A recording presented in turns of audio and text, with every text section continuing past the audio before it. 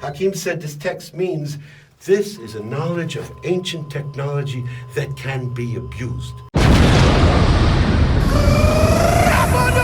Hey, what's up everybody? Anyextee here. In this explosive video, the self-proclaimed Khemitologist, Stephen Mailer, explains the mysterious Dendera Light Bulb inside one of the underground crypts beneath the Temple of Hathor.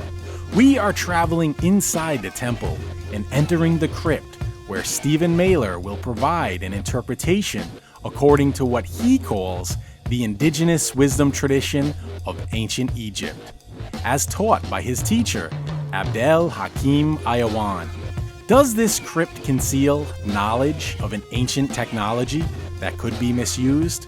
Could the reliefs we see depicted here really be the origin of the myth of Atlantis? And are we actually looking at giants or something else? As we explore more in this video, you'll want to keep in your consciousness that there are other interpretations. This is only one interpretation, and it's the first video in a 3-part series.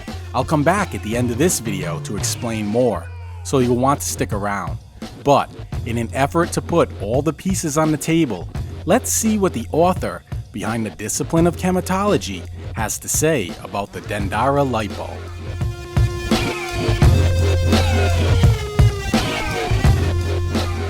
Here's the controversy that people have been all controversy for years. Are these light bulbs? Is it symbolic? It doesn't have to be either or. It's both. But what Hakim would say, this is just Hakim's definition, people can take it for what they will. This is an understanding. These people represent the ancient Khemitologist. They're giants, whether actual physical giants or giants of being, both. They're showing a knowledge that Jed Pillar always has been an understanding of a condenser, source of electricity. Okay? Snake in all ancient worlds, Kundalini energy, electricity.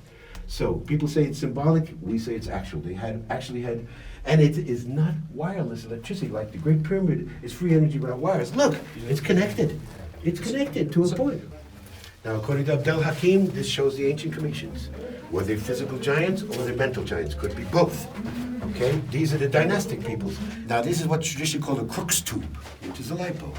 Now, again, some people think it's symbolic, some people think it's actual. Snake has always represented electricity in the ancient world, Kundalini energy. And Jed Pillar, some people believe actually represented a condenser that had involved with electricity. And it's not free energy. Look, it's plugged in. See? Plugged into this socket. Okay, so this shows a knowledge of this energy. These are light bulbs. Some people think it's just symbolic. We don't say either or. It could be both. Okay? Kundalini snake is always represented Kundalini energy or electricity. There's the Jed Pillar holding it up. Jed pillars are also considered condensers involved with electricity. So, but it's not wireless electricity. See, it's plugged in. Plugged in. So this is, we say they had a knowledge of electricity. And again, the lower registers, you see such fine detail. Because Susan will say this to you, what you're looking at, this is limestone, this is sandstone. So what you have, this came from 2 different temples. This limestone is much, much older because of fine relief, but look how they seamlessly put it together. So it looks like a complete seam. Yep. Sandstone, limestone. And look at, here's the seam. You can follow the seam. And you guys can zoom in on this, you get incredible detail. This is limestone, this is sandstone.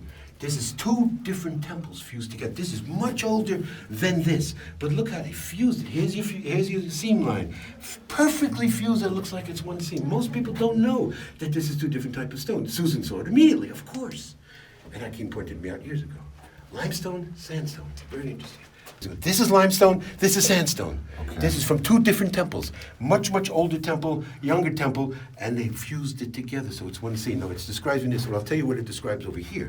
The same scene, but it's a little different. Again, giant Commission, but now you've got this mythical creature. Some say it's a companion of Jehoty the baboon. Some say it's a reptile. He's holding the knives, deflecting the beam. Hakim said this text means this is a knowledge of ancient technology that can be abused.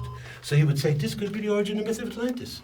Atlantis was this great crystal sexual technology that abused it and they fell. This could be the origin. But this is saying, it's actually a prophecy saying, in the future, this knowledge will be abused. Technology today. Go to this wall, and we're going to go right here. Again, this is just Hakim's interpretation. Here they are again with the word. But look what's happening here. Now, this creature has been identified as a baboon. Some people have said it's a reptile because of the tail, whatever. He's got these knives and he's deflecting the beam. You'll see, the beam is being deflected. Now Hakim translate this text to say, this is a knowledge of technology that can be abused. He said this could be the origin of the myth of Atlantis, right here. Because Atlantis was a technology that was abused and they fell, possibly. And here is an ancient Khemitologist. He's holding the serpent. He's got it in balance. He's got it under control. So the ancients knew the secrets. The warning here is we're coming into the future. It's a prophecy. It's actually saying there'll be a time when this knowledge is abused. And that's where we are today. But also they say it could be Atlantis. So again, other people have had different interpretations of this. This was just Hakim's interpretation. So again, other people interpret it differently. This is just according to Abdel Hathor. Sure. And right here it shows the ancient Khemitologist. He's got two hands on the serpent. Literally, he's under control. He's got the energy under control. But it is a warning that this could happen in the future, which is also now. Abused technology. And here the ancient Khemitologist is holding the serpent staff with both hands. He's got the energy under control. We're using 360 senses, yes. But here we slipped. And here this is warning we could fall because they knew the cycles are coming. We could abuse energy. We could abuse. And that's it.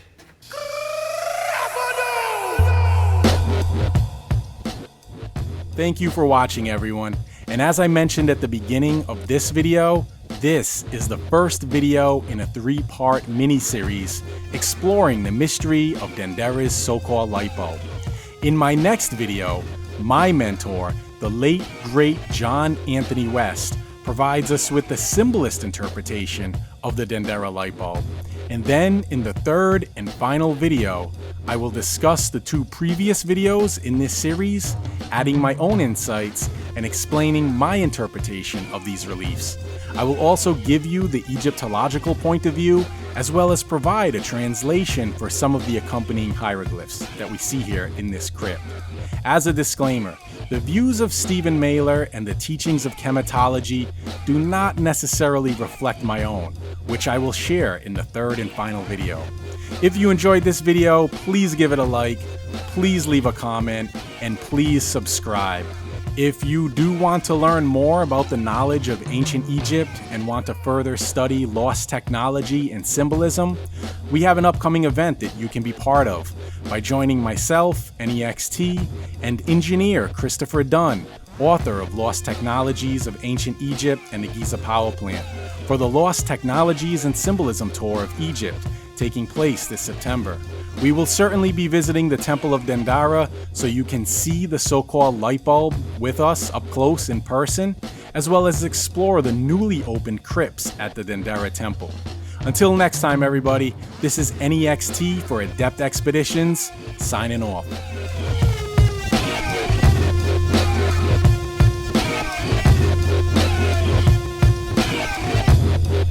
Yeah.